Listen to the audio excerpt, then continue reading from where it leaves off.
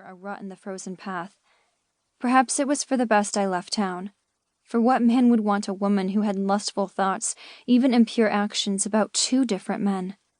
Their handsome faces had taken turns filling my mind as I touched myself at the apex of my thighs in the privacy and darkness of my attic bedroom.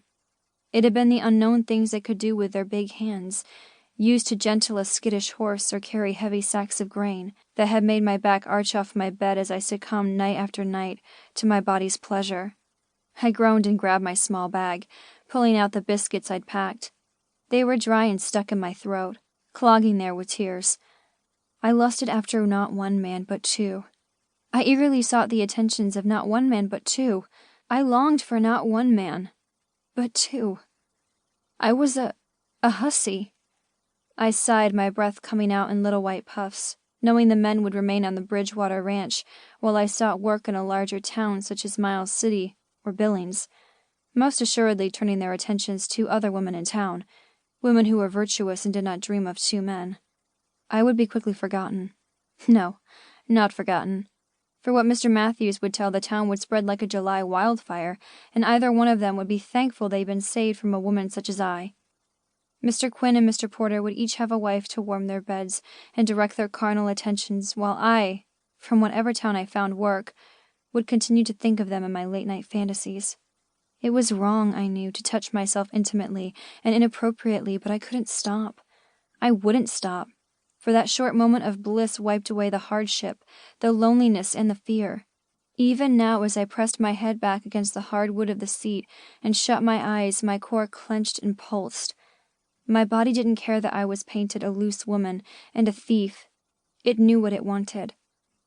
When the stage pulled to a rough stop in Carver Junction, and not just Mr. Quinn met me, but Mr. Porter and a man with a star pinned to his heavy winter coat, I knew that Mr. Matthews had followed through with his more extreme threats. I'd hoped Christmas would at least allay the rumors, but that did not seem to be the case. Usually my heart skipped a beat at the sight of either Bridgewater man, and this time was no different. But the reason for it had changed. It wasn't eagerness or feminine interest. It was trepidation and worry, for their faces were grim beneath their hats. I swallowed down my fear at being hauled off to spend Christmas in jail.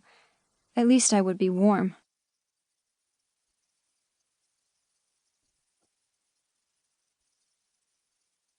Chapter 2. October.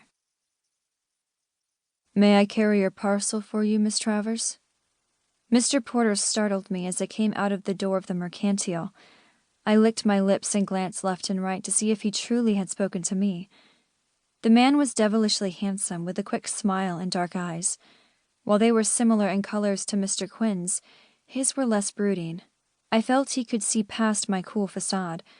My palms were sweating inside my gloves and my nipples had tightened. He too looked about.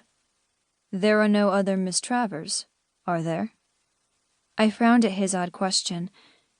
No, I replied slowly. Then my attention is solely for you. He held out his big hand, and I had no choice but to give him my paper-wrapped bundle. I could feel the warmth of his palm as it pressed against the small of my back.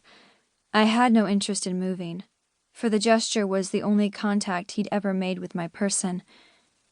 I wonder. His words trailed off, and I tilted my head up to look at him. When his gaze dropped to my mouth, I realized he'd stopped talking intentionally. Yes? I asked, trying to fill the nervous silence.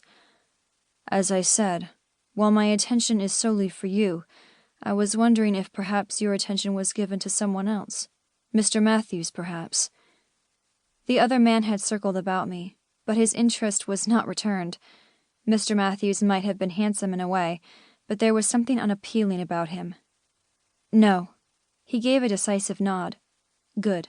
Butterflies filled my stomach at that one word. We went the length of the block before I spoke next. Good? I won't share you with him. Mr. Quinn opened the stage door. Because of his large size, he only looked up at me slightly, but his face was hidden in shadow beneath the broad brim of his hat. May I help you down? He asked, his voice a familiar and pleasing rumble, but it held none of the warmth to which I was accustomed. I slid across the bench seat as far away from him as possible.